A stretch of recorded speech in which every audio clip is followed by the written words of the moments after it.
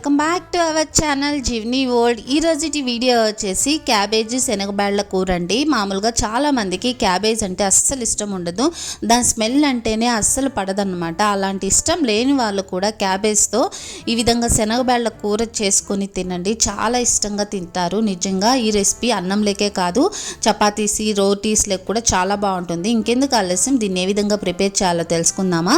ముందుగా దీనికోసం క్యాబేజ్ని సన్న సన్న పీసెస్గా కట్ చేసుకొని వాష్ చేసుకొని రెడీగా పెట్టుకోవాలి. అలాగే ఒక హాఫ్ అన్ అవర్ ముందుగా శనగబేళ్ళను కూడా వాటర్లో బాగా నానపెట్టుకోవాలి. ఇప్పుడు స్టవ్ మీద ఒక కడాయి పెట్టుకొని కడాయి హీట్ అయిన తర్వాత 2 టేబుల్ స్పూన్స్ ఆయిల్ వేసుకోవాలి. ఆయిల్ బాగా హీట్ అయిన తర్వాత దీంట్లో ఆవాలు, జీలకర్ర, మినపప్పు, శనగపప్పు వేసుకోవాలి.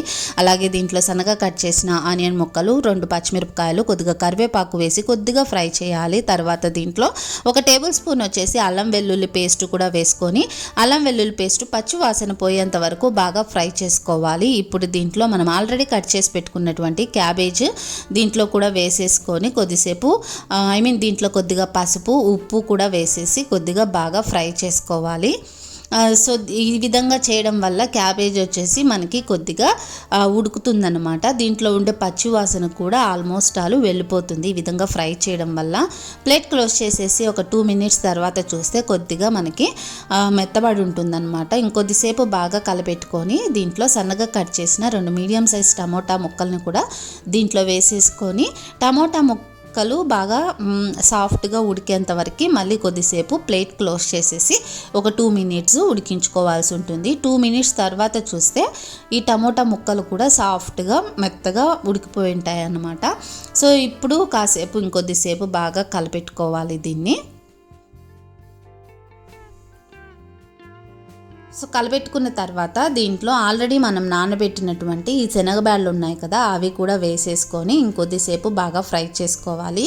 శనగబేళ్ళు ఉడకడానికి ఎక్కువ టైం ఏం తీసుకోదండి, ఎందుకంటే మనం ఆల్రెడీ హాఫ్ అన్ అవర్ నానబెట్టాం కాబట్టి తొందరగానే ఉడికిపోతాయి. మళ్ళీ ప్లేట్ క్లోజ్ చేసేసి ఒక 2 మినిట్స్ సిమ్లో ఉడికించుకోవాలి. 2 మినిట్స్ తర్వాత మధ్య మధ్యలో విధంగా కలుపుతూ పప్పు వచ్చేసి సాఫ్ట్గా అయిందా లేదా చెక్ చేసుకోవాలి.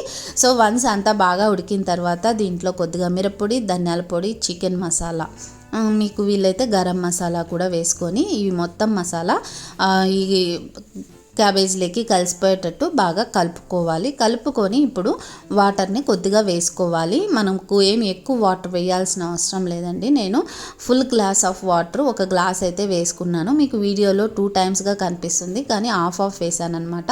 ఈ విధంగా వాటర్ని కన్సిస్టెన్సీని చెక్ చేసుకొని మళ్ళీ ప్లేట్ క్లోజ్ చేసేసి ఒక 5 మినిట్స్ అయితే ఉడికించుకోవాలి. 5 మినిట్స్ తర్వాత చూస్తే ఎంతో టేస్టీగా ఉండే క్యాబేజీ శనగబేళ్ళ కూర అనేది రెడీ అయిపోతుంది. నిజంగా టేస్ట్ వచ్చేసి చాలా బాగుందండి. ఒకసారి మీరు కూడా ట్రై చేసి కర్రీ ఎలా వచ్చిందో నాకు కామెంట్ సెక్షన్లో కామెంట్ చేయండి. ఈ రెసిపీ నేను వచ్చేసి అన్నంలోకి అయితే తిన్నాను. సో అన్నంలోకే కాకుండా మనకు చపాతీస్ లెగ్ కానీ రోటీస్ లెగ్ కానీ చాలా టేస్టీగా ఉంటుంది. సో ఇదండి ఈరోజు ఈ వీడియో. ఈ వీడియో కనుక మీకు నచ్చినట్లయితే వెంటనే ఛానల్ని సబ్స్క్రైబ్ చేయండి, లైక్ చేయండి, అలాగే షేర్ కూడా చేయండి. థ్యాంక్ యూ ఫర్ వాచింగ్ అండి. బాయ్.